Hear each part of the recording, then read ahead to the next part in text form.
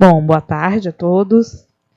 Vamos hoje iniciar, o nosso seminário, fechar o nosso ciclo de 2019, ainda bem. E vamos fechar com a geotermia. Não foi proposital, mas é o calor que vai direcionar o nosso ciclo. Vamos fechar com a geotermia de muito baixa entalpia. A Eline é mestrada, ela tem mestrado nessa área de energia geotérmica. Profissional da área de bombas de calor geotérmica. Eline Hoffmann é engenheira química com especialização em sustentabilidade. Agora, vocês apertaram o meu francês, vai ser ótimo, né? Então, vou deixar que ela fale isso aí.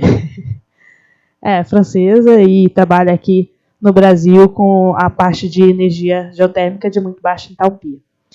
Nós fizemos um estudo em conjunto com o Observatório, com a USP, sobre os recursos de baixa entalpia aqui da região sul e sudeste, e ela vai apresentar alguns resultados e algumas perspectivas desse estudo que ela realizou.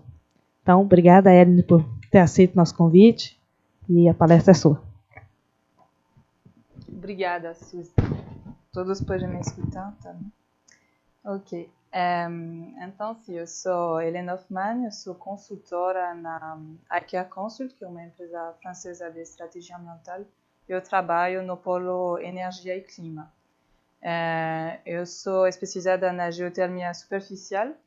Na verdade, eu trabalhei vários anos na França no setor, especialmente em Paris, para implementar projetos de geotermia eu chamo superficial, mas que é equivalente à geotermia de muito baixa entalpia.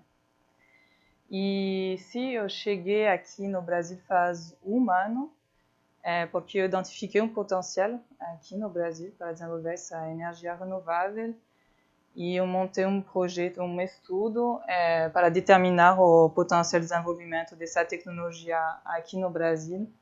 E nós fizemos esse estudo junto com o Observatório Nacional, a Suzy, que participou no estudo, e o Fábio também.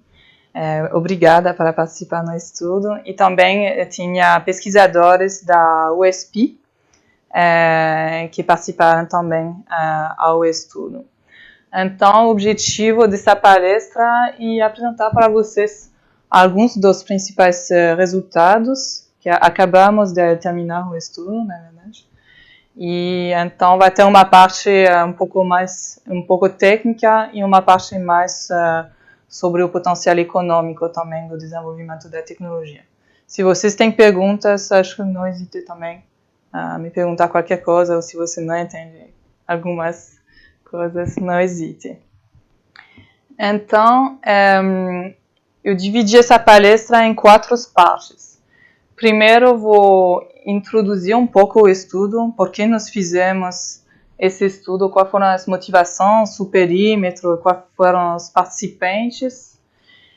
Depois, vou contextualizar um pouco a tecnologia, o que é a geotermia superficial, de baixa entalpia, onde está aplicada no mundo, qual é o estado da arte, se tem projetos aqui no Brasil e qual é o contexto de maneira geral da eficiência térmica aqui no Brasil, quais são os desafios. Depois vou apresentar nosso cálculo de oportunidade da tecnologia, aqui focando nas regiões sul e sudeste. E depois vou apresentar uma proposta de plano de ação para o desenvolvimento da tecnologia aqui no Brasil. Então, vou começar com a introdução sobre o estudo. Por que fazer este estudo? Por que fizemos este estudo? Nossas motivações, elas foram baseadas em 2 observações. Que primeiro, o setor da energia geotérmica superficial, de muito baixa entalpia, não existe ainda no Brasil. Não tem no mercado. E também já tem estudos de viabilidade técnica sobre a tecnologia para o Brasil, mas foram apenas focadas na viabilidade técnica em projetos específicos. Mas nunca foi feito um estudo abrangente sobre o potencial da tecnologia não somente o potencial técnico, mas também o potencial econômico e a oportunidade econômica e ambiental também, ligada ao desdobramento da tecnologia. No entanto, essa tecnologia ela já está desenvolvida em mais de 50 países no mundo. Já faz 50 anos que a tecnologia existe. Então, não é uma inovação. Né? Já tem mais de 3 milhões de plantas no mundo. E também já está desenvolvida em climas semelhantes à região sul e sudeste do Brasil. Também a tarifa de energia elétrica é muito alta no Brasil, é uma das mais caras no mundo. E a inflação é importante. Entre 2017 e 2018, a inflação foi de 12% da energia elétrica. E também a demanda de energia térmica está crescendo muito no Brasil, especialmente a demanda de ar-condicionado. A Agência Internacional de Energia ela fez a previsão que no Brasil a demanda de ar-condicionado vai quadruplicar até 2050. Então vai ter uma demanda muito grande de energia térmica.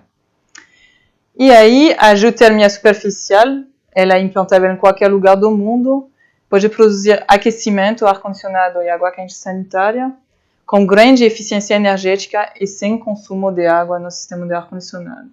Então, considerando esses elementos, decidimos de liderar esse estudo. Então, agora, quais foram os objetivos do nosso estudo e seu perímetro? Bom, primeiro, qual a viabilidade técnica, econômica e regulatória brasileira para a implantação da tecnologia? Segundo, qual é a oportunidade ligada ao desdobramento da tecnologia?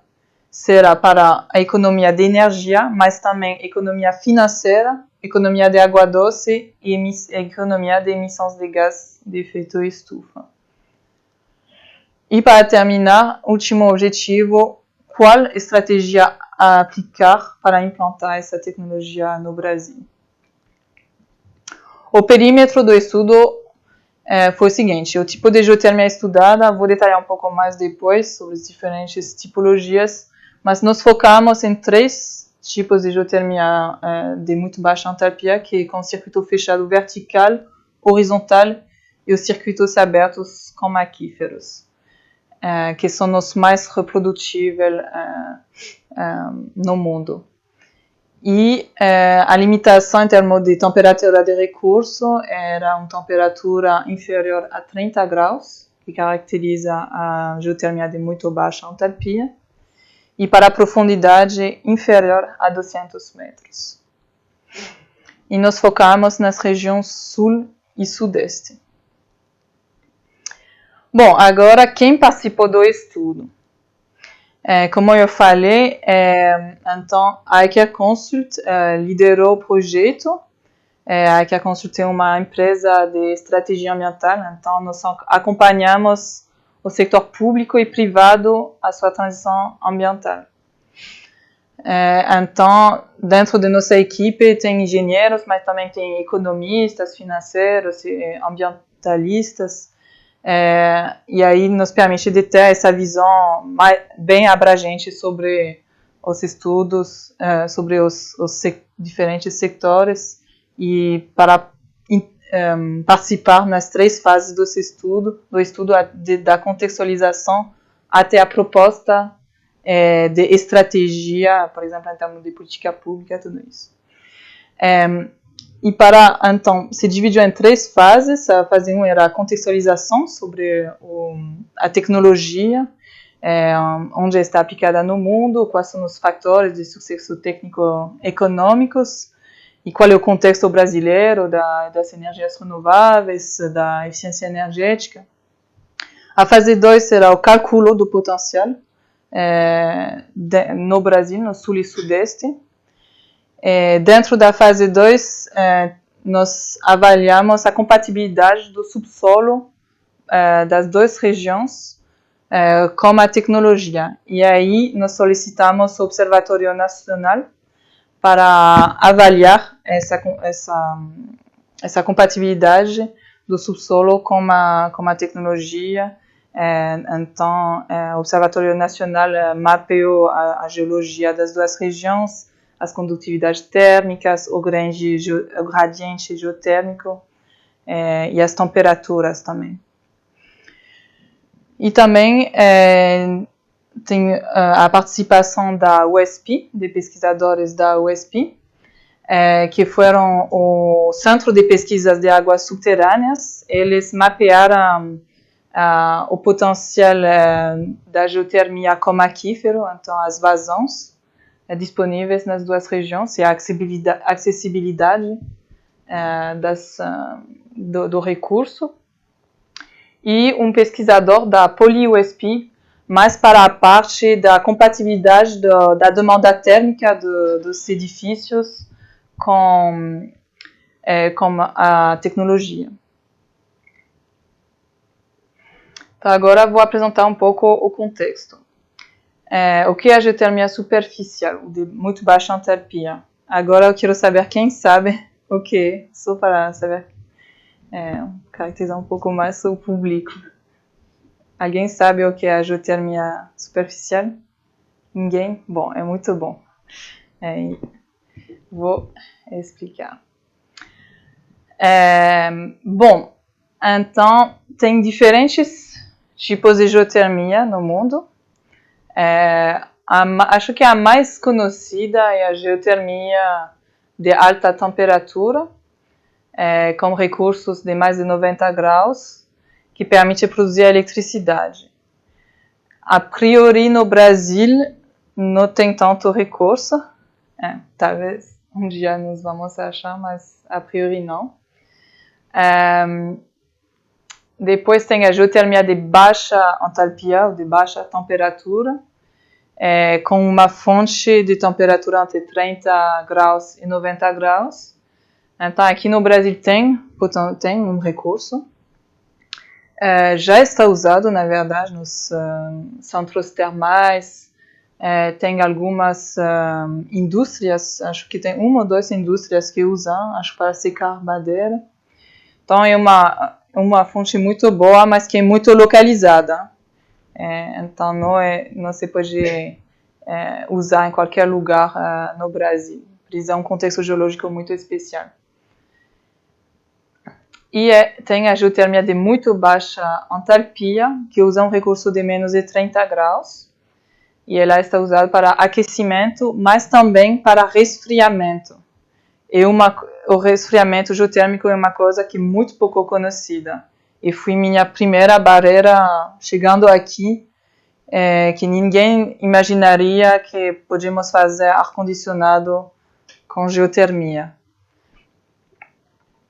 E aí essa tecnologia aqui no Brasil não está usada. Tem muito poucos projetos. Então eu foquei nessa tecnologia específica da muito baixa temperatura em qual estou especializada. Então, como funciona essa planta geotérmica superficial? Na verdade, eu fiz esse gráfico aqui, esse desenho, para mostrar um pouco como funciona. O subsolo, neste caso, ele está usado só como trocador de calor. E por que usar o subsolo como trocador de calor em vez de usar o ar como trocador de calor? Porque, por exemplo, o funcionamento do ar-condicionado é assim. Você toma o calor do seu edifício e você joga esse calor afora. Através de uma máquina frigorífica, que é a máquina de ar-condicionado. Mas o problema é que o ar ele é um isolante térmico. Então fica muito difícil para a máquina de tomar esse calor aqui, de jogar em um meio que está mais quente que dentro do edifício. Não é natural e consome muito energia elétrica de jogar esse calor em um meio que já está quente e que tem uma condutividade térmica muito baixa. Então, a ideia, por exemplo, da geotermia para fazer ar-condicionado e em vez de jogar esse calor no ar, é de jogar esse calor no subsolo. E por que usar o subsolo? O subsolo ele tem uma temperatura mais ou menos constante, a partir de alguns metros de profundidade. A temperatura do subsolo é a média das temperaturas externas anuais. Bom, depois de uma certa profundidade se aplica o gradiente geotérmico, mas depois, vamos dizer 5, 10 metros, já como as temperaturas são constantes. Então, por exemplo, quando faz 30 graus aqui no Rio, você faz ar-condicionado, no subsolo faz mais 22, 23 graus, o subsolo está a 23 graus. Então fica muito mais fácil para a máquina de trocar esse calor como subsolo em vez de como ar. Também a condutividade térmica do subsolo é muito mais elevada que a condutividade térmica do ar. Então é assim que funciona. Então, por exemplo, no esquema aqui, vou usar essa coisa que não funciona aqui. Então, aqui é uma torre de resfriamento. E aqui é a máquina de refrigeração. Então, pode ser o que chamamos um chiller, uma bomba de calor, qualquer máquina de ar-condicionado. E aqui tem a demanda de frio. Então, no sistema convencional, como, por exemplo, uma torre de resfriamento, o calor está jogado afora através de uma torre que usa a evaporação da água para transmitir o calor afora. E aí, em vez de usar essa torre, você vai usar o trocador de calor como subsolo. Então, é uma condensação, chamamos de uma condensação geotérmica, em vez de ser uma condensação a ar ou a água. Mas o resto da planta exatamente é a mesma.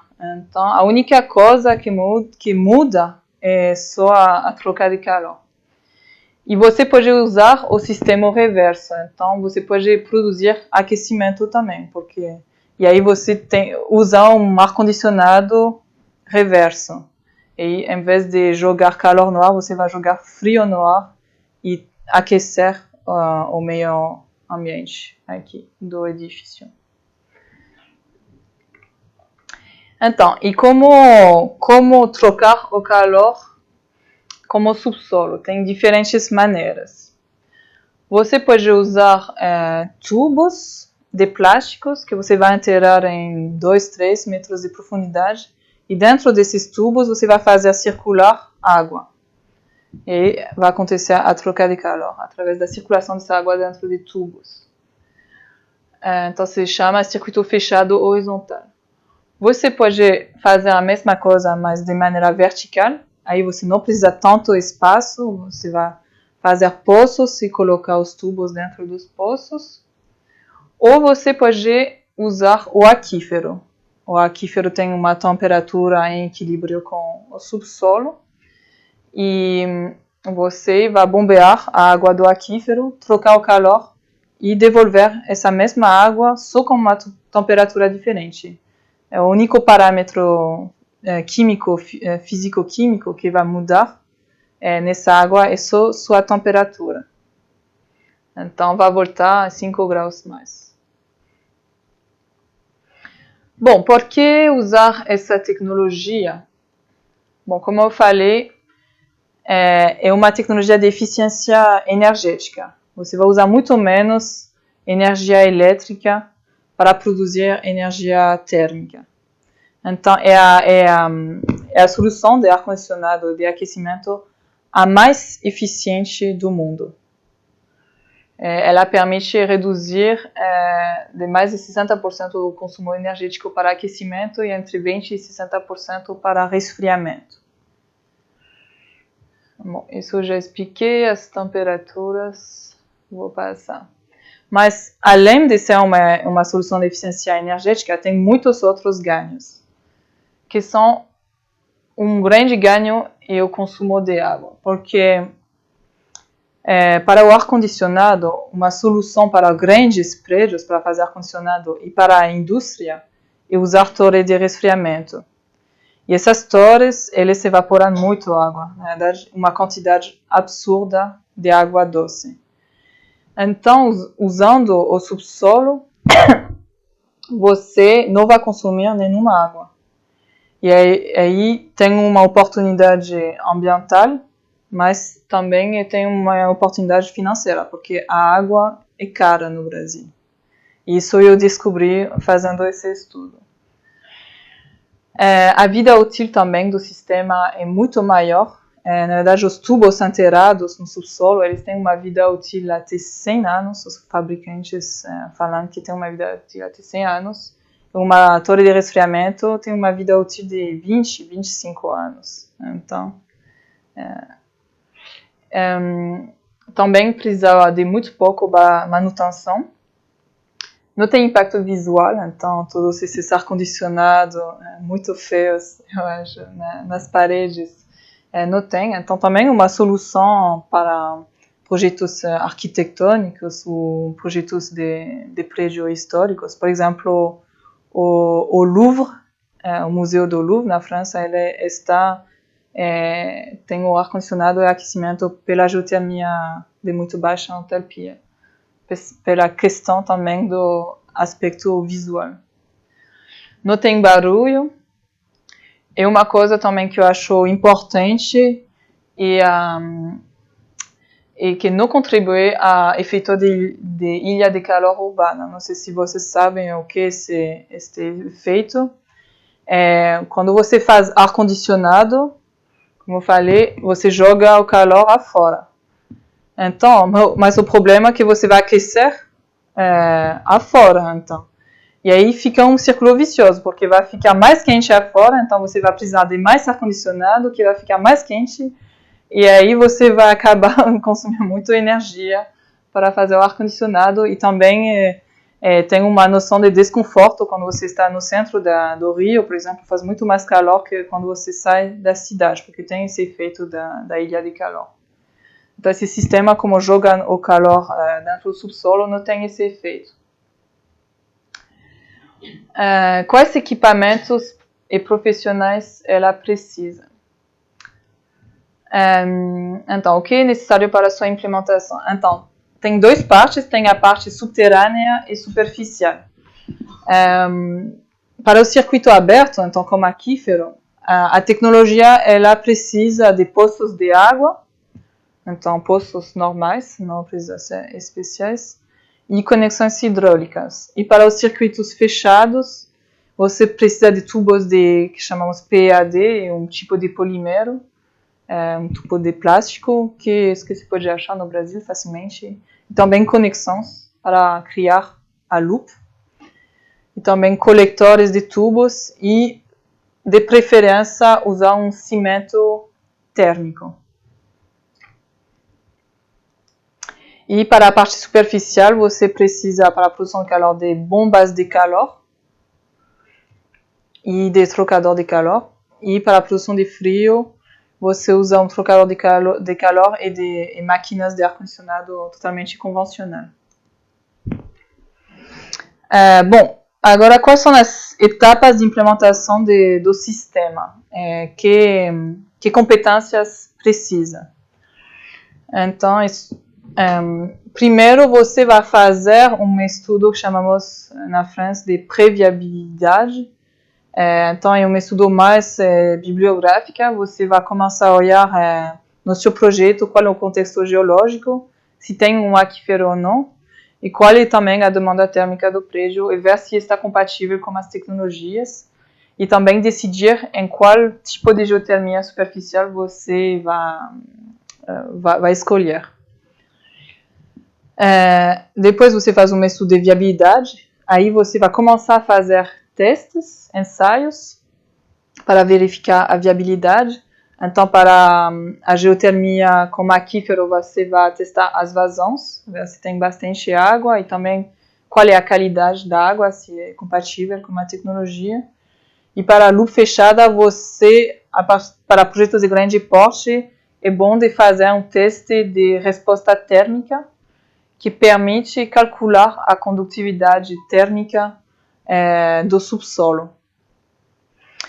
E uma vez que vocês têm esses valores de ensaios, você coloca em software modelagem, c'est um software de modelização, de geomodelização que chamamos, para optimizar o dimensionamento e ver qual vai ser o espaço entre cada poço, se não tem como dizer, interações térmicas entre os diferentes poços. Então, você vai optimizar o funcionamento e simular para vários anos o funcionamento e calcular o desempenho da planta. Depois você tem as sobras e o monitoramento, que é mais para poços de água. Aí, acho que vai ser interessante para vocês um pouco entender, porque acho que é difícil entender realmente como funciona esses tubos dentro de poços. Então, aqui foi um projeto, na verdade, de minha empresa na França, para uma sede de uma grande empresa de construção em Paris. Então, a primeira etapa para os circuitos fechados verticais é de fazer um poço. O poço, ele não é como um poço de água. O diâmetro é tipo, não lembro do valor, mas acho que é tipo 150 milímetros de diâmetro. Então, um poço de diâmetro bem pequeno, na verdade. E, em geral, a profundidade é entre 100 e 200 metros. E fica muito mais rápido para fazer que um poço de água. Por exemplo, em um dia você faz já um poço com os tubos e o cimento. Um poço de 100 metros em um dia. Então, fica muito mais rápido que um poço de água. Então, uma vez que você fez o poço, você coloca os tubos de plástico dentro. E aqui podemos ver, nós colocamos dois loops, na verdade. Então, aqui é a entrada e a saída. Então, a água vai circular aqui, sair aqui e trocar calor até 100 metros de profundidade. Então, aqui tem dois tubos. E esse tubo é para a injeção do cimento. Você injeta o cimento de baixo para cima. Por que colocar cimento? É para manter os tubos e também a função principal é prevenção contra a poluição dos aquíferos. Você não quer que tenha poluentes entrando já no poço e contaminar todos os aquíferos que está cruzado pelo poço. Então, isso é importante. Depois você conecta todos os tubos juntos, aqui, e aqui vai ser o local técnico do edifício. Então, aqui, todos estão colocados aqui. E depois você conecta os tubos no local técnico, na bomba de calor, ou na máquina de ar-condicionado, que vai produzir depois água quente ou água gelada. Aqui um pouco diferente. Então, aqui é o sistema horizontal. Então, é muito usada para casas, por exemplo. Você tem um quintal, você vai escavar terra até 2, 3 metros de profundidade. E depois você vai colocar os tubos, os trocadores de calor, assim. E depois colocar de novo a terra nesses tubos. Aqui foi um projeto em Teresópolis. É um dos únicos projetos que tem no Brasil. E foi feito em 96.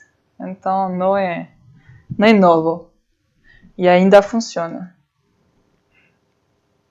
Bom, quais são os fatores de sucesso técnico-econômico da tecnologia? Bom, primeiro, a demanda térmica. É sempre melhor se o projeto tem uma demanda de calor e de frio simultânea ou alternada. Porque como uma máquina só, você vai produzir os dois. E as eficiências são muito melhores quando você tem essas duas demandas. Também é melhor quando a demanda de calor é de baixa temperatura, como 60 graus, 50 graus. Pode ir até 120 graus, mas além de 120 graus, a máquina vai consumir muita eletricidade e não seria tão interessante. e também frio. O mais que você vai produzir um frio muito negativo, menos 10, o menos a máquina vai ser eficiente. Então é melhor de produzir um frio de 5 graus, como uma água a 5 graus, por exemplo. Em termos de clima, é melhor de ter um clima com variação de temperatura diária sazonal elevada, e aí tem uma temperatura, uma diferença entre a temperatura do subsolo e do ar externo mais grande, aí melhora muito mais a eficiência.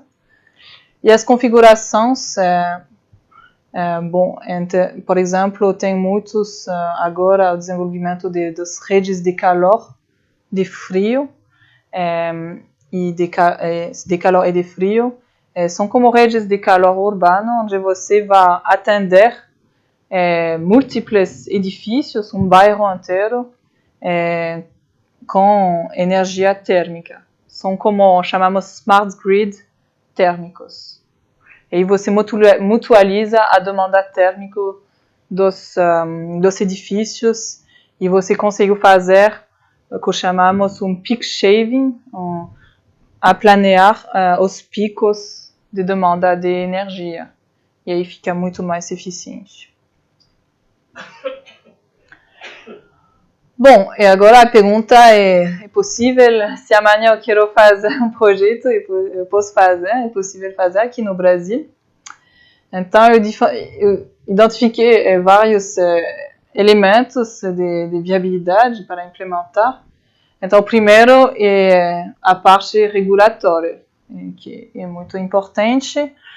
Então, para os projetos, a tecnologia com circuito fechado, a priori, só precisa fazer um licenciamento do empreendimento.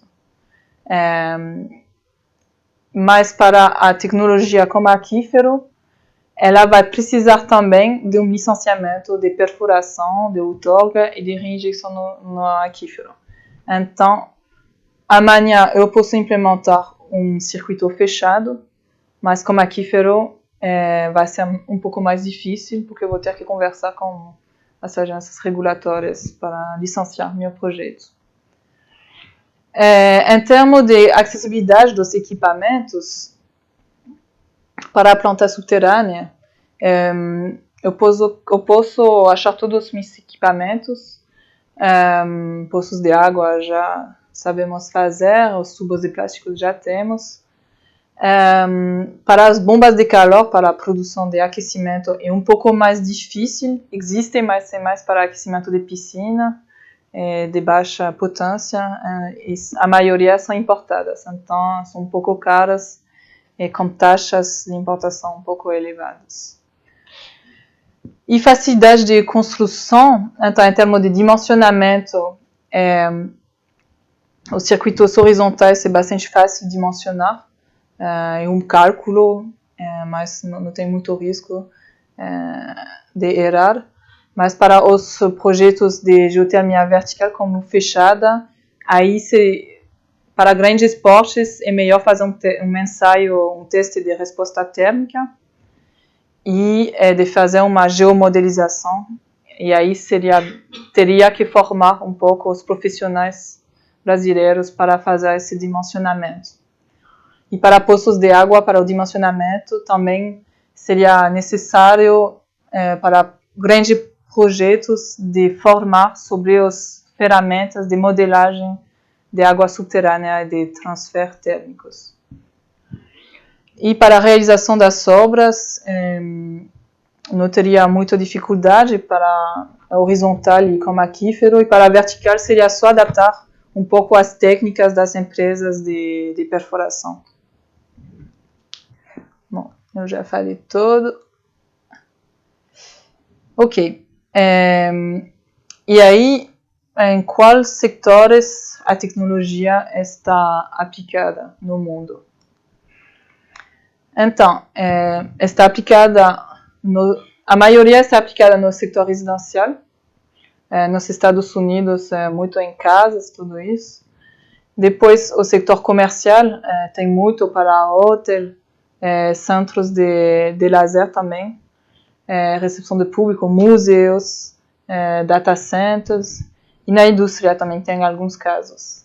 E você usa a tecnologia, então, para aquecer o ambiente, aquecimento de água quente, de água sanitária, aquecimento de piscina, aquecimento de processo industrial e desumidificação também. Quando você quer desumidificar, e como o Rio também precisa de desumidificação bastante, data centers no Rio, hospital também, o museu também vai precisar de desumidificação. Para a desumidificação você precisa de resfriar, mas também de aquecer. E o sistema de desumidificação agora eles usam uma resistência elétrica. E tem projetos, por exemplo, mesmo na indústria também, a indústria farmacêutica, ela precisa desumidificar. E tem projetos que consomem mais energia para desumidificar, para esse consumo da resistência elétrica, que para fazer ar-condicionado. Então, a desumidificação, ela também é um consumo importante. E para resfriamento, você produz ar-condicionado, resfriamento de processo industrial e refrigeração. Bom, e qual é a oferta mundial? Então, no mundo, nós temos 73 gigawatts instalados, e com crescimento de 9% por ano. O líder é a China. Na verdade, a China ultrapassou os Estados Unidos em 2017. O governo chinês impulsou muito a tecnologia e eles têm um crescimento nos 10 últimos anos de 20% por ano. Os Estados Unidos são os líderes mais históricos, os pioneiros da tecnologia desde 1970. E a maioria das plantas são circuitos fechados verticais. E qual é a oferta em climas semelhantes ao Brasil? Eu sei que quando eu cheguei o ano passado no Brasil, as pessoas estavam como, não, mas essa tecnologia é muito boa, mas em climas tropicais não funciona. É só para os países do norte para fazer aquecimento. Então, eu comecei a pesquisar se tinha aplicação em mesmo climas que no Brasil. E eu achei bastante resultados. Por exemplo, nos Estados Unidos está desenvolvida também em climas quentes, como na Flórida, que é um clima tropical, e em Texas.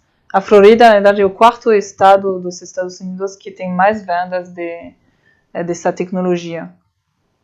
Na Índia também tem alguns projetos. Eu vi que tinha uma empresa que foi vencedora da Cleantech Open Global Forum da Silicon Valley em 2017 por sua inovação focada em climatização geotérmica. E essa empresa foi apoiada pela United Nations e a WWF, não sei como dizer em português. Sim. Então, sim, ela mostrou que tinha muitos ganhos a usar a tecnologia para resfriamento. Na Austrália também está se desenvolvendo bastante. Tinha também um prêmio da Associação de Aquecimento e Ar-Condicionado e a vencedora foi uma empresa que desenvolveu uma rede de calor e frio geotérmico, que é o maior do hemisfério sul, e essa planta está em Sydney, onde faz também bastante calor. Tem também o Japão, sul da China, onde tem um clima tropical, na Coreia do Sul. Tem plantas pilotos na Tailândia e em Vietnã. E na América Latina, tem no Chile, desde 96, para várias edificações, indústrias também, aqui uma indústria de papel. Na Argentina tem desde 2013, aqui é muito usado para piscinas, para desumidificação, aquecimento da piscina e ar-condicionado. Em México tem também a secretária de energia, ela criou uma roadmap da geotermia o ano passado, e ela tem a previsão de ter 400 megawatts térmicos instalados em 2030. Aqui uma planta em Cancún para um hotel. E na Colômbia também tem uma planta piloto para um quarto frio, então para a produção de frio negativo, em Bogotá. E aí, em Brasília, já foi testada? Bom, tinha já vários estudos realizados sobre a tecnologia. Eu identifiquei mais de 10 estudos. Aqui um estudo do LACTEC, um centro técnico em Paraná, e eles fizeram algumas medições durante um ano da temperatura do subsolo, e depois eles calcularam qual era o ganho de eficiência usando essas temperaturas em vez de usar as temperaturas do ar ambiente. Os projetos existentes têm, então, essa planta em Teresópolis, é um circuito fechado horizontal. Eu identifiquei também uma planta fechada vertical em Paraná, para uma casa particular. E em andamento tem um projeto piloto na USP, no Centro de Inovação em Construção Sustentável. É muito bom o projeto. Eles vão fazer uma planta piloto e colocar os circuitos fechados dentro das estacas do prédio. Então, é um circuito fechado um pouco diferente, que você aproveitar de fazer estacas profundas abaixo do prédio para colocar os tubos e fazer a troca de calor. E aí isso viabiliza bastante, porque você não tem o investimento da perfuração.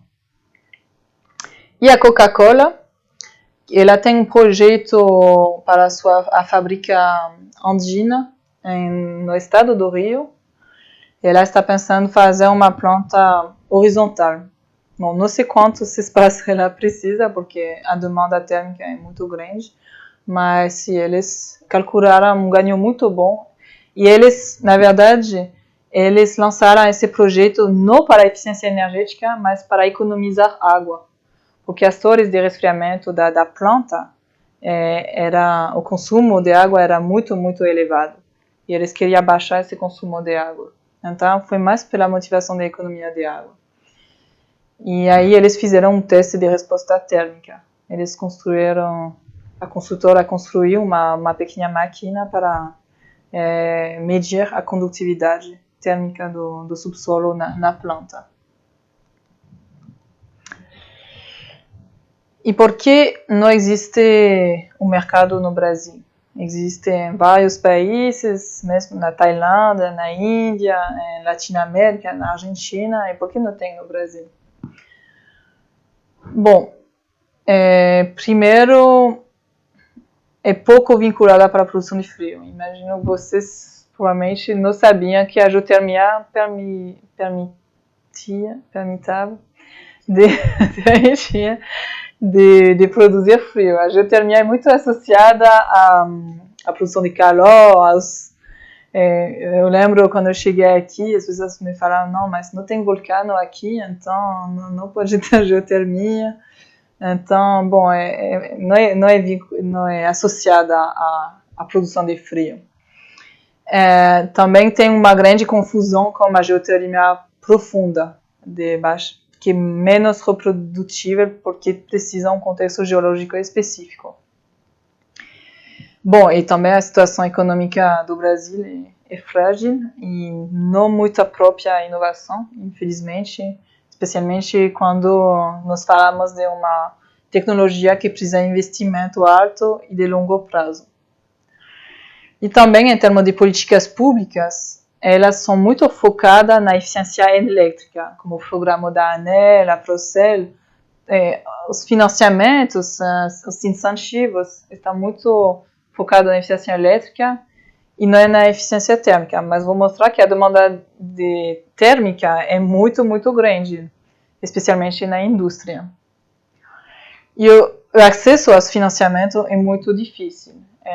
Eu também experimentei isso fazendo esse projeto, eu queria montar plantas piloto, e fica muito difícil de ter recurso financeiro aqui no Brasil.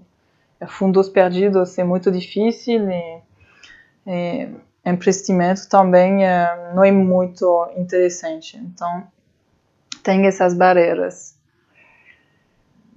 Bom, agora eu vou contextualizar um pouco por que é importante desenvolver soluções de eficiência energética no Brasil.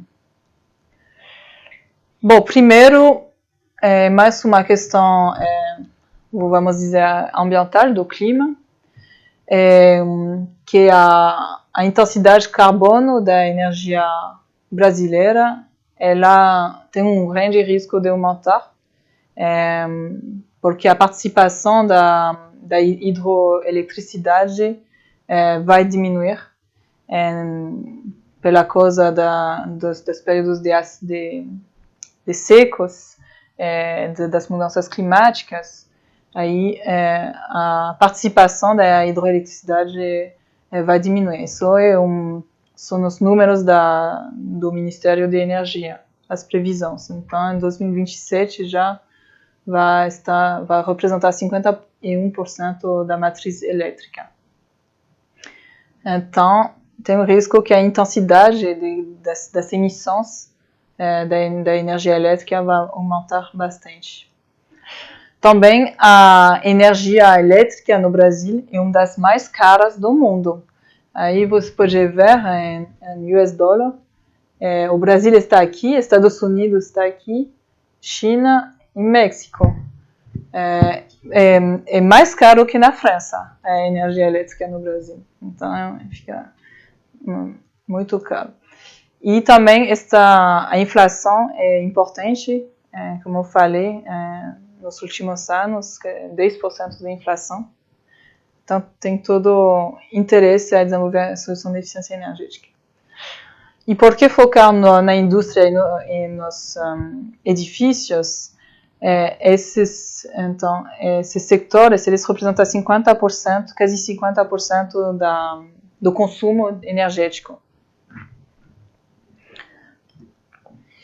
E nós focamos no sul e sudeste, porque essas duas regiões concentram quase 70% do consumo de energia elétrica, com 70% do PIB. E também a temperatura do subsolo é mais propícia à climatização geotérmica. E aí, por que dentro desse sector da eficiência energética, por que focar especificamente na eficiência térmica? Se olharmos a indústria representa 30% do consumo de energia final no Brasil. Dentro do consumo da indústria, 80% do seu consumo é para a produção de calor. 80%. E dentro desse consumo, 28% da energia fina está para a produção de calor de baixa temperatura, ou seja, calor que está compatível com a geotermia superficial. De baixa temperatura significa inferior a 150 graus. Então, 28% está compatível, dessa energia da indústria está compatível com a tecnologia da geotermia. E também, em termos de evolução, em 20 anos, entre os anos 90 e 2010, a demanda de forma de calor dobrou. Então, tem essa evolução, está em crescimento. E nas edificações, aí a Agência Internacional ela tem a previsão que vai quadruplicar a demanda de ar-condicionado. Na verdade, aqui nas residências no Brasil, acho que eu vi 14% das residências têm ar-condicionado. Na verdade, quem tem ar-condicionado aqui? Ok. 2, 3. Ok. E nos Estados Unidos, 90% das pessoas das residências têm ar-condicionado. Então, você pode imaginar que quando nós vamos ter aumento da população, desenvolvimento econômico. Então, vai ter uma demanda de ar-condicionado enorme. E o ar-condicionado, ele participa muito ao pico de energia elétrica. Quando você volta do trabalho, a primeira coisa que você faz é ligar o ar-condicionado. E isso tem uma participação no pico de energia muito alto.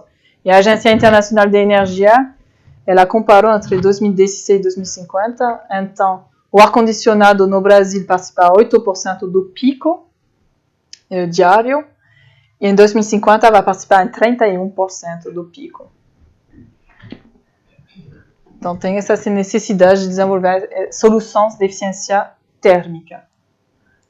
Então, agora eu vou apresentar os resultados do cálculo do potencial aqui no Brasil. E a primeira pergunta é se as temperaturas do subsolo nas regiões sul e sudeste são compatíveis com a tecnologia. Então, isso foi um trabalho do Observatório Nacional. Na verdade, se você quer comentar um pouco os resultados, fica à vontade. Então, aqui o Observatório Nacional nos colocará uma mapa das médias, das temperaturas médias anuais nas regiões sul e sudeste. E aqui tem também medição de temperatura a 200 metros de profundidade, também para comparar um pouco. Então, não é sempre exatamente, não segue sempre a tendência da temperatura, isso pela causa do gradiente geotérmico, provavelmente. Mas, então, aqui você pode ver que, bom, fica mais frio na região sul. Aqui na região de Curitiba, não consegui ler aqui o número, mas acho que era entre 14 e 16 graus aqui em Curitiba. Então, o subsolo fica mais frio lá. E aqui, eu gostei do gráfico que você me mandou, porque aí é um poço no rio, é o perfil de temperatura de um poço no rio, e aí você pode ver aqui a temperatura externa e como a temperatura está com a profundidade e começar a aumentar como o gradiente geotérmico. Então, as hipóteses que eu tomei eram entre 1 e 5 metros de profundidade. O subsolo segue as variações de temperaturas externas com uma amplitude fortemente atenuada. Entre 5 e 50, nós consideramos uma temperatura constante, equivalente à média das temperaturas externas. Então, no sul e sudeste corresponde entre 14 graus e 26 graus. E depois de 50 metros, tem um gradiente geotérmico entre 15 graus por quilômetro e 45 graus por quilômetro nas duas regiões. E essas temperaturas são compatíveis com a produção de calor e frio, pois são diferentes das temperaturas externas. Então, permite um ganho de eficiência energética. Bom, e em termos de geologia, não sei nós avaliamos se a geologia das duas regiões era também compatível com a tecnologia. Então, o Observatório Nacional calculou, aqui estou apresentando só os resultados para o sul, mas temos para o sudeste também. O Observatório Nacional mapeou as condutividades térmicas nas duas regiões. E aí são os valores que temos para a tecnologia. Então, quando a condutividade térmica está inferior a 1,5 watts por metro Kelvin, não é muito compatível com a tecnologia. Entre 1,5 e 2,5 é compatível, e além de 2,5 é muito compatível. E aí, na região sul, por exemplo, mas funciona também para o sudeste, a maioria das condutividades superficiais, elas são entre 2 e 4 watts por metro Kelvin, o que é muito compatível com a tecnologia. E isso é porque, na verdade, a maioria são contexto cristalino, que tem uma alta condutividade térmica. E em termos de aquíferos, as duas regiões são compatíveis com a tecnologia. Então, o Centro de Pesquisa de Água Subterrânea, ele mapeou as vazões dos principais sistemas aquíferos nas duas regiões. Então, as diferentes cores correspondem às diferentes vazões. E também identificamos algumas profundidades de acesso ao recurso aquífero, que isso condiciona também muito a viabilidade do seu projeto de geotermia. Um aquífero muito profundo vai precisar de um investimento maior e aí a viabilidade econômica não vai ser muito interessante. E aí, então, as vazões são compatíveis com a tecnologia, mas ainda nós precisamos de estudar um pouco mais sobre as características físico-químicas dos aquíferos e ver se essas características são compatíveis com a tecnologia. Especificamente em termos de concentração de ferro dentro da água, uma alta concentração poderia alterar um pouco a viabilidade, pois poderia ter precipitação de elementos de ferro, de manganês também, e aí não permitir a reinjeção dentro do aquífero. E quais são os setores econômicos compatíveis nas duas regiões com a tecnologia? Então, identifiquemos dois setores, indústria e edificações. Dentro da indústria, o que achamos são mais compatíveis é a indústria de alimentos e bebidas, porque é uma indústria que tem demanda de calor e frio de maneira simultânea, e aí a eficiência fica muito grande. Papel e celulose, químicos também, farmacêutico, cosmético. E eu fiz um cálculo para a indústria de bebidas e alimentos, sem considerar a indústria de cana. Eu considerei essa indústria e o consumo de calor de baixa temperatura nessa indústria representa 2,6% do consumo total de energia final do setor industrial. Então, já esse 2,6% da energia do consumo energético da indústria já pode ser aplicado com a geotermia. E em edificações, os mais compatíveis são os hotéis, hospital, que tem uma demanda de ar-condicionado, mas também de água quente, os data centers, que tem demanda de desumidificação e de ar-condicionado, shopping e as casas. Então, agora vou falar um pouco sobre as simulações energéticas que o professor da USP realizou. Ele fez mais de 80 simulações energéticas para avaliar o ganho da geotermia nos diferentes projetos. Então, o que ele fez? Ele simulou 6 tipologias de edifício. Então, casa residencial, condomínio residencial, escritório, hotel, hospital e shopping, para as 7 capitais das duas regiões. E ele fez a simulação para um anotipo do funcionamento de um sistema geotérmico e para um anotipo do funcionamento de um sistema convencional. E ele comparou os consumos de energia e de água e calculou os ganhos energéticos, de água, ambiental, de emissão de CO2 e financeiros também. Então, aqui os resultados para para o shopping, esses são os resultados da economia financeira, que não é sempre ligada ao ganho de eficiência, porque a economia financeira ela depende da tarificação de energia e de água. E todos os estados têm, todos os municípios têm suas próprias tarificações.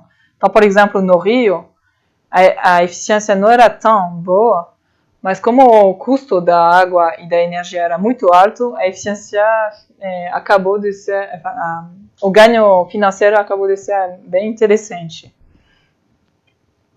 Então, aqui, em termos de tipologia, o shopping foi o mais interessante, os shoppings, os hotéis também, e, bom, escritório, hospital, condomínio um pouco menos. E qual foi a repartição entre as economias financeiras para o shopping, por exemplo, de São Paulo? E aí um resultado muito interessante, que a água, a economia de água, participou mais na economia financeira, 61%. E a média global é como metade economia de energia e metade economia de água, na participação da economia financeira. E isso é mesmo uma coisa que no mundo sobre a tecnologia não é muito divulgado, essa oportunidade de economia de água. Nós falamos muito da eficiência energética da tecnologia, mas não muito da eficiência de água. Aqui eu coloquei uma tabela das melhores combinações, tipologias, cidades, em função de diferentes critérios de viabilidade. Então, se só olharmos a economia financeira anual, o melhor projeto é o shopping de São Paulo, com uma melhoria, com uma economia financeira de 63% cada ano. Se focarmos no ganho financeiro cumulado depois de 20 anos de vida do sistema, o melhor é o shopping de Rio de Janeiro, com 8 milhões de reais economizados depois de 20 anos de funcionamento. Quando focamos na economia energética de emissões de gás de efeito estufa, o melhor projeto é o condomínio de Curitiba, que permite economizar 60% de energia elétrica. E se focarmos na economia de água, aí o melhor é o shopping de Porto Alegre, que consome mais de 7 mil metros cúbicos por ano, que é enorme. Aí depois disso eu comecei a pensar a optimizar os cenários, porque nas simulações nós fizemos simulação para cobrir 100% da demanda com a geotermia. Mas na verdade tem um compromisso técnico-econômico que podemos fazer cobrindo não é cobrindo, mas não lembro da palavra. Atendendo 50% da demanda térmica com a geotermia e os picos, alguns dias no ano, atender esses picos de demanda térmica com uma solução convencional. E por que fazer isso? Isso permite baixar o custo de investimento. Então, você vai só fazer uma planta geotérmica, menor, por exemplo, 2 vezes mais pequena, e combinar com uma torre de resfriamento, que você vai usar essa torre alguns dias no ano, só quando faz muito calor fora. E aí, a maioria do ar-condicionado, você vai produzir com a geotermia, e quando tem alguns picos, você vai produzir com a torre de resfriamento. E aí, você dividir o investimento por 2, quase. Então, isso é uma solução para melhorar os payback. Então, aqui o cenário de base, então 100% com geotermia, o payback era de 8 anos para o Hospital de Curitiba. Aí, como esse cenário de sistema híbrido já baixa de 2 anos o payback. E o cenário 2, eu considerei um custo de perfuração menor. Por que eu considerei esse custo de perfuração menor? É que nós pedimos orçamentos das empresas de perfuração Só que o problema é que eles, como eles não conhecem a tecnologia, eles nos mandaram orçamento de poços de água, o que é totalmente diferente. E no mundo, os poços de água são 3 vezes mais caros que os poços geotérmicos de lupa fechada vertical. Então, eu tomei um cenário conservador, considerando a metade do custo que as empresas nos mandaram, considerando a experiência internacional. E então, se considerarmos esse cenário, o payback acaba de ser 3 anos. E aí você pode ver os ganhos financeiros. Então, ano 0 você investe o dinheiro. Cada ano você vai ganhar, vai economizar energia e água. E depois, no ano 3, você já rentabilizou o projeto. Depois de 20 anos, você acaba a ganhar quase 6 milhões de reais.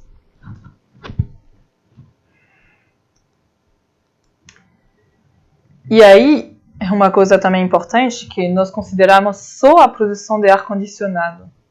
Mas se integrarmos a demanda de aquecimento nos projetos, poderia ser até muito melhor a viabilidade técnica.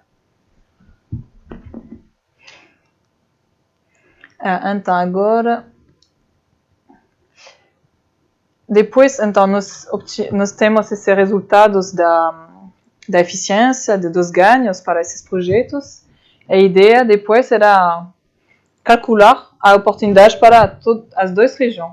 Se convertimos o mercado de aquecimento e ar-condicionado nas 2 regiões, no Brasil, qual seria a oportunidade em termos de economia financeira, de meio ambiente, de economia de água, economia de energia? Então, nós fizemos alguns cálculos, por exemplo, aqui para edifícios, para a climatização de edificação só nas regiões sul e sudeste, a economia de CO2 representa, eu fiz um cálculo de 23 vezes o torno da Terra com um avião. E se considerarmos a produção de calor de baixa temperatura nas indústrias no Brasil, seria 227 mil vezes um avião ao redor da Terra. É um avião que o avião consome muito, emite muito CO2. Em termos de energia, representa aqui 118 mil barris de petróleo bruto. E isso eu considero só considerando 2% de conversão dos projetos de ar-condicionado com a geotermia. É só 2%, não 100%. Então, e aqui a oportunidade para a indústria seria 198 milhões de barris de petróleo economizado cada ano. Em termos de caminhões-pipa, a economia seria de mais de 37 mil de caminhão-pipa de água economizados cada ano também. Então, a oportunidade é muito grande. Então, qual é o plano de ação? Agora que sabemos que tem uma grande oportunidade aqui no país, em termos de economia financeira, ambiental, energética, o que podemos fazer agora para desdobrar a tecnologia? Primeiro, o mais importante é a sensibilização à tecnologia. Então, comunicar sobre os benefícios da tecnologia e a viabilidade no Brasil também. Disponibilizar profissionais competentes no Brasil. Então, seria formar os profissionais atuais e futuros. Então, a ideia seria talvez trazer especialistas do mundo aqui, formar os professores do ensino técnico superior, por exemplo, poderia ser no Observatório Nacional, quem sabe, para depois formar os futuros profissionais. Também uma coisa crítica é de evitar contra-referências. Como não queremos que os primeiros projetos seriam mal feitos porque seria uma má publicidade para a tecnologia. Então, temos que ter boas referências que funcionam e que têm bom desempenho. Segunda recomendação sobre a tecnologia e conhecimento. Então, nós gostaríamos de refinar um pouco esse estudo sobre os sectores e as regiões que aparecem as mais viáveis. Também fazer o mesmo estudo para as outras regiões no Brasil e outras tecnologias. Mostrar a viabilidade no Brasil na indústria e diferentes tipologias de edifícios. Então, isso é muito importante de fazer plantas pilotos.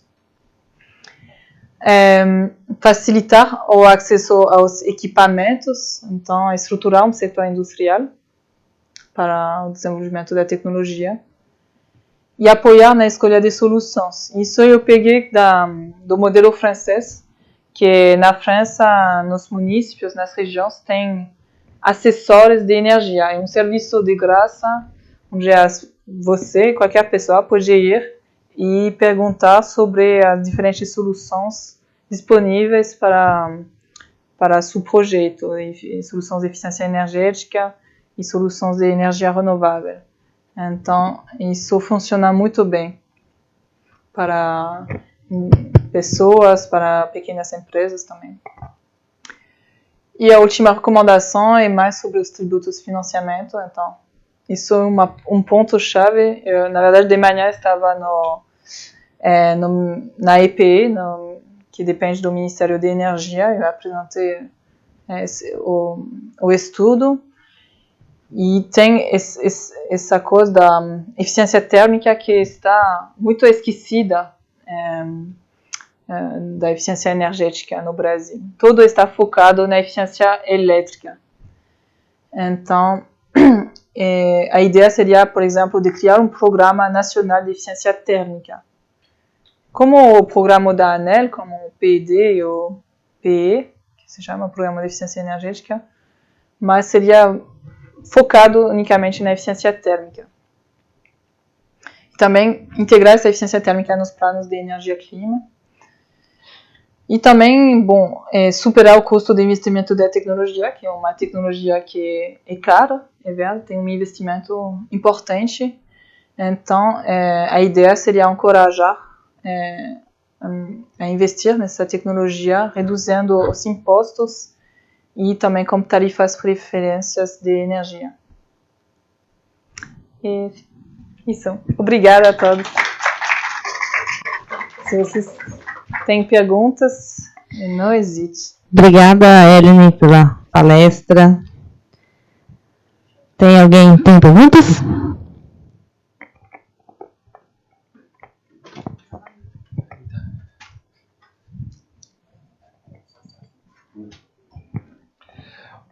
Oi, tudo bom? Muito obrigado pela palestra, excelente. Eu realmente não fazia ideia desse potencial todo que a geotermia pode oferecer para o desenvolvimento, inclusive, científico e tecnológico do país. Eu queria só uma pergunta pontual. O sistema vertical, ele demanda necessariamente aquíferos, pelo que eu entendo, não, correto? Não.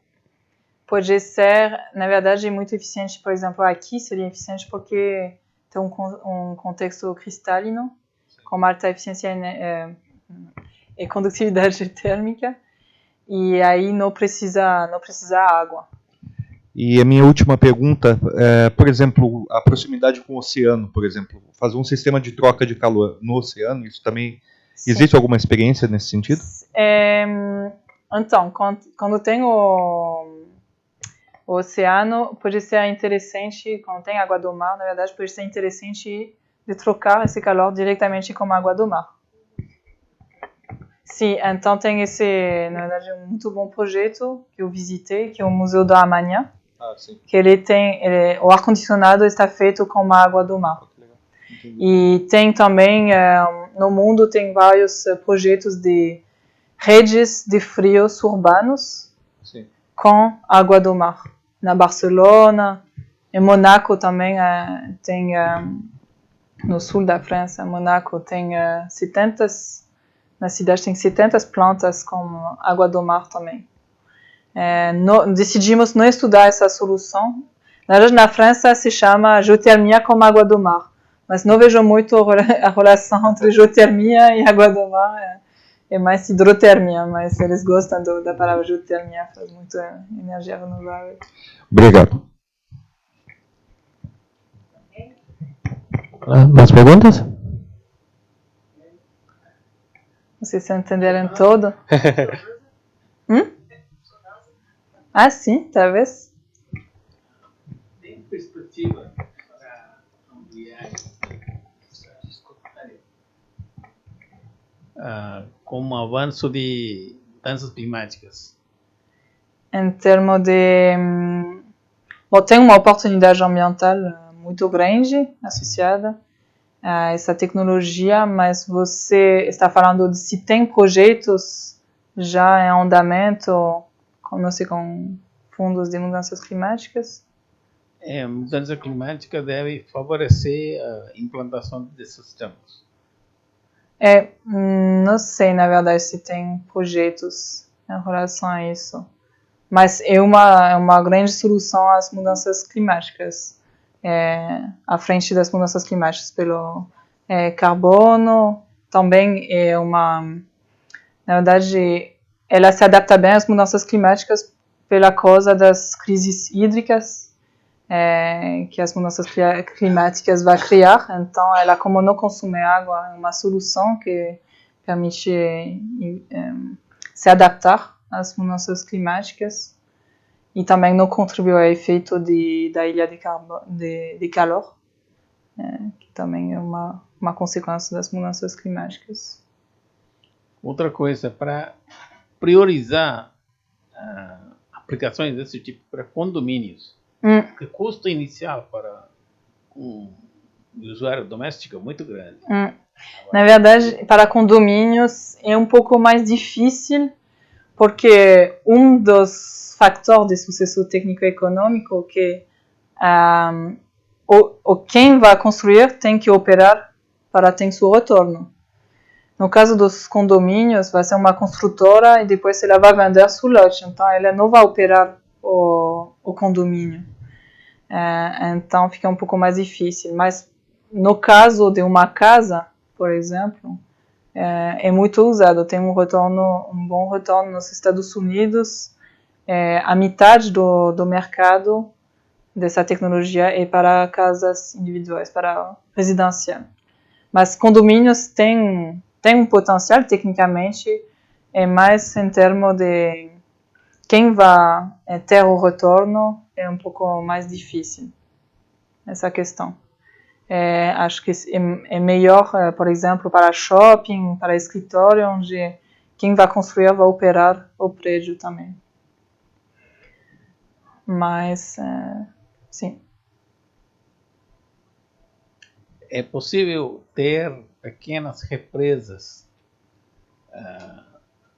e usar pequenas represas para ar-condicionado? Pequenas... Mesmo moldes está sendo feito aqui no Rio, Museu de Amanhã. Ah, sim. Pequenas empresas como... Represa. Ah, sim, sim. E também, então, isso é como chamamos de geotermia com água superficial. Então, geotermia com água superficial é o mesmo sistema, por exemplo, que o aquífero, mas a água não é aquífero, vai ser uma água superficial, ou seja, uma lagoa, um rio também, ou água do mar. Por exemplo, na França tem o rio da Seine, que cruza a cidade, em Paris, e tem uma rede de frio urbana a partir desse rio. Eles bombeiam a água desse rio, que está fria, e depois rejeitam calor neste rio. Mas não estudamos isso porque, mesmo se, bom, tem vezes que está considerado como geotermia, eu acho que é mais hidrotermia, então não se encaixa muito, eu acho, na tecnologia, mas isso tem um potencial muito grande. E também tem a possibilidade, quando você faz geotermia com aquífero, de bombear e de rejeitar essa água no rio ou na lagoa também. Sim. E também nos Estados Unidos, eles usam muito as lagoas, mas eles não fazem um bombeamento direito. Eles usam trocador de calor de plástico dentro da lagoa. Sim. Isso é uma possibilidade também. E assim, o ganho é de não ter que mexer com uma água que talvez poderia ser suja, tudo isso. Eles desenvolveram isso para ter um sistema mais fácil de manutenção. Tem alguma estimativa de custo? Sim, eu tenho. Então, bombas de calor? Não tem bombas de calor aqui. sim, mas na verdade, já para ar-condicionado, você não precisa bombardear calor. Sim, pode usar o sistema do ar-condicionado, né? Do ar-condicionado. Então, e para bomba de calor, se já tiver algum orçamento,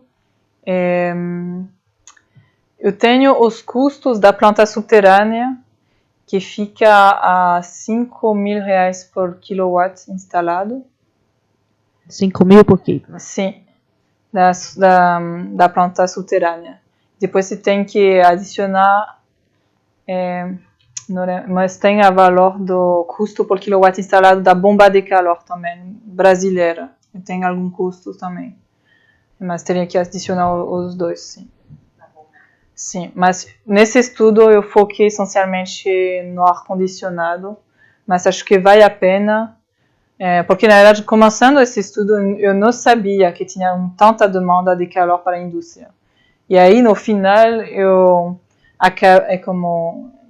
eu vi que uma das maiores aplicações para essa tecnologia é a indústria, que o consumo é muito alto no Brasil. E é uma coisa desconhecida, porque as pessoas que eu encontrou aqui no início me falaram não tem nenhuma demanda de aquecimento no Brasil. Não tem viabilidade para essa tecnologia, não tem demanda de aquecimento. Então, não tem divulgação dos dados sobre a demanda térmica da indústria. Mais perguntas? Terminamos. Muito obrigado pela palestra, mais uma vez. Dois avisos rápidos, né? Essa é a nossa última palestra do ciclo, depois do dia 19 e 18, certo? Nós temos a mesa redonda. Acho que vocês já receberam e-mail, né? Que tem o pessoal da astronomia, da geofísica também. E professor João, isso também. E outra coisa, ontem nós tivemos uma palestra do MATLAB, eu não sei se todo mundo participou, mas uma das primeiras propostas, essa foi uma primeira visita de várias que eles pretendem fazer, certo? Meu e-mail é fabiodias@n.br. Eu gostaria que vocês mandassem quais são os toolbox que vocês têm interesse de ter o curso, que eles vão montar um curso voltado para esses toolbox, certo? Então, só repetindo, é fabiodias@n.br.